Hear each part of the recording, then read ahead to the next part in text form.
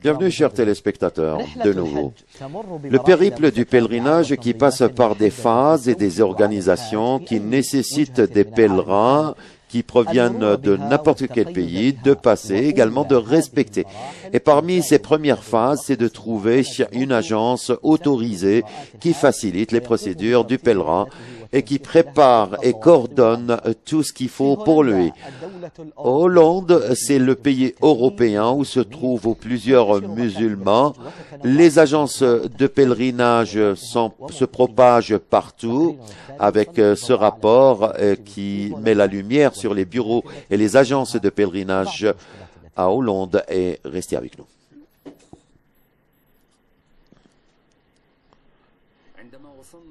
Lorsque nous sommes arrivés à Rotterdam, il suffisait que nous demandions après tous les bureaux qui facilitent le pèlerinage à Médine pour découvrir qu'il y a une problématique concernant les différentes réservations et les différentes licences accordées aux pèlerins en raison des problèmes de manipulation qui sont survenus aux Pays-Bas.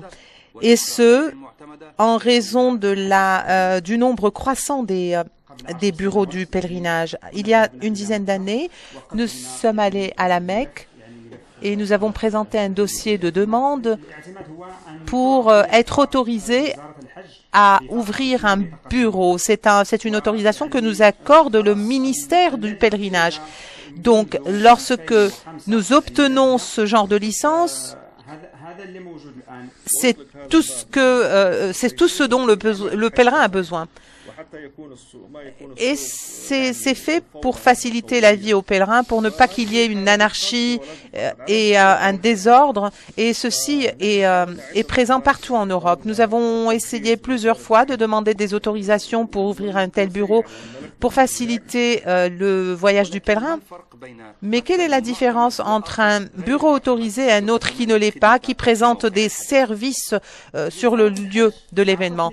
Le ministère du pèlerinage m'a donné des visas concernant les bureaux de Salsabil qui résident dans cet hôtel. Donc sur nous tombe la responsabilité justement d'accorder ces visas.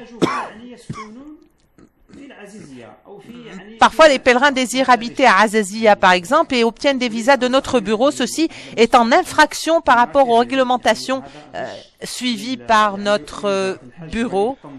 Et c'est une infraction au ministère du pèlerinage de manière générale. Les bureaux autorisés sont ceux qui réglementent tout et qui préparent tout afin de faciliter le voyage aux pèlerins. Mais ceux qui réservent les hôtels et s'occupent de faciliter les procédures légales du pèlerinage sont ces institutions autorisées. Est-ce qu'il est arrivé qu'il y a eu une arnaque? Ou pourquoi est-ce qu'il y a une problématique concernant les agences de voyage et les agents de voyage? Nous avons entendu parler d'un bureau autorisé avec une licence. Nous n'avons jamais entendu parler de problème concernant ces autorités, sauf que les opérations de manipulation sont ailleurs, se passent ailleurs. Nous avons déclenché ce problème il y a quelques années quand tout se passait de manière très anarchique. Le ministère du pèlerinage en Arabie Saoudite a donné 18 autorisations à 18 bureaux qui s'occupent d'accorder les visas pendant la saison du pèlerinage. Mais le suivi de travail est extrêmement difficile vu le nombre croissant des pèlerins et le nombre croissant des demandes déposées à ces agences. Allah a rendu le commerce licite et a interdit l'usure. Bien sûr, il y a des délégués qui considèrent que c'est un gain licite, mais parfois ils tombent dans des actes qui ne sont pas louables. Toutes ces procédures concernant le pèlerinage complique les choses et font que les prix sont très exorbitants. Il y a des compagnies qui sont autorisées à travailler pendant le petit et le grand pèlerinage. Loin de toutes les discussions concernant les procédures et les réglementations, nous avons rencontré un Belge qui s'est converti à l'islam et qui nous a parlé de ses sentiments concernant ce qu'il a ressenti lorsqu'il a effectué le pèlerinage. Je suis arrivé à la Mecque et j'ai vu tous ces gens-là que je n'avais jamais vus de toute ma vie, venant de partout dans le monde, des nationalités différentes. Dès le premier jour, et je pense que tout le monde a le même sentiment lorsque notre regard se pose sur la Kaaba que nous avions l'habitude de voir à la télévision, et là, subitement, nous pouvons sentir l'essence de ce lieu qui est connecté dans notre tête avec l'image que nous avons toujours vue sur les écrans. Donc, c'est vraiment une expérience formidable que j'ai eu le plaisir de vivre. Toutes les procédures et les questions entourant la réglementation et les procédures restent théoriques.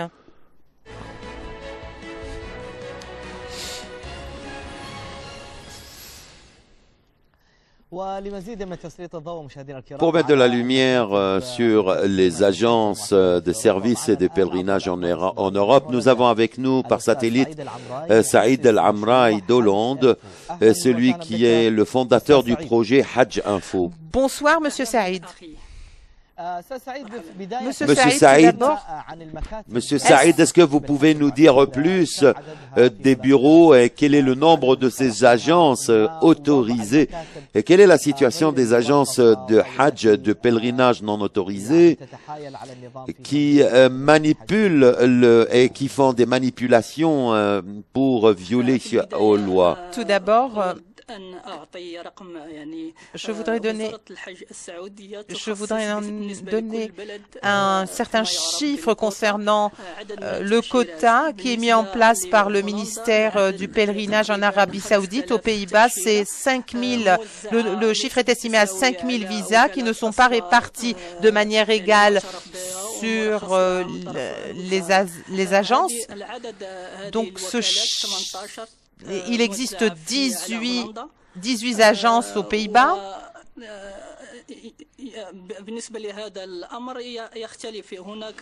Et bien sûr, les choses diffèrent de saison en saison. Il y a des agences qui entrent et qui sont nouvelles, ce qui crée des problèmes en ce qui concerne la réglementation de toutes les procédures du pèlerinage.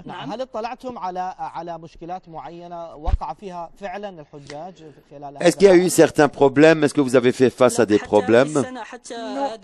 Non. Jusqu'à ce jour, et pendant que je vous parle,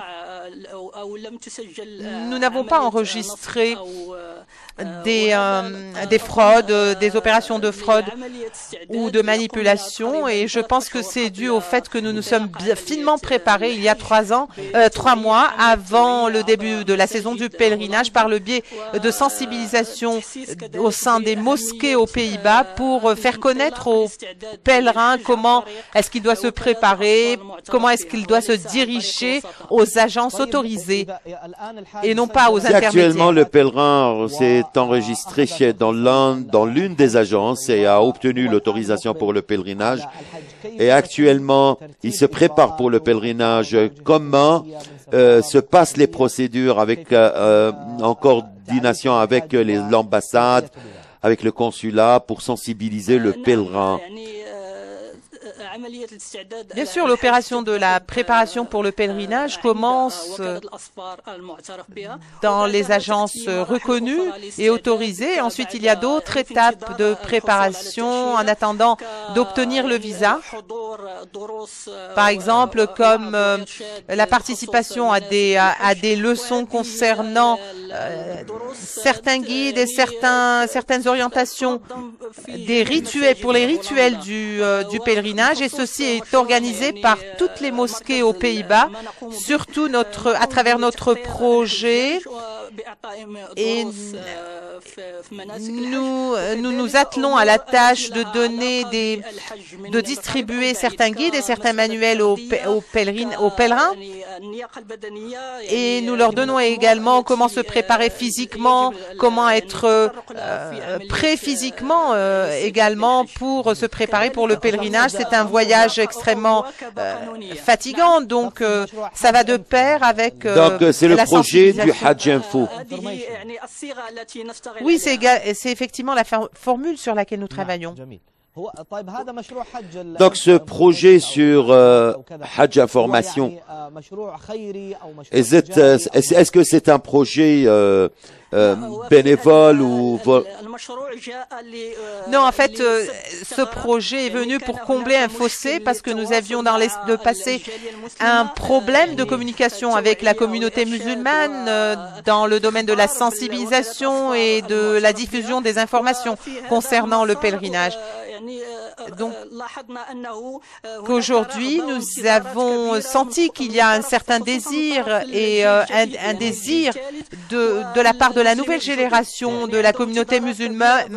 Ils ont des attentes concernant la manière avec laquelle ils doivent se préparer pour le pèlerinage. Merci beaucoup, Monsieur Saïd Al-Amraï, le président du projet Hajj Info, et également celui qui est en charge de toutes les agences de voyage ou de pèlerinage. Et nous souhaitons que les pèlerins puissent accomplir leur pèlerinage et revenir chez eux sains et saufs.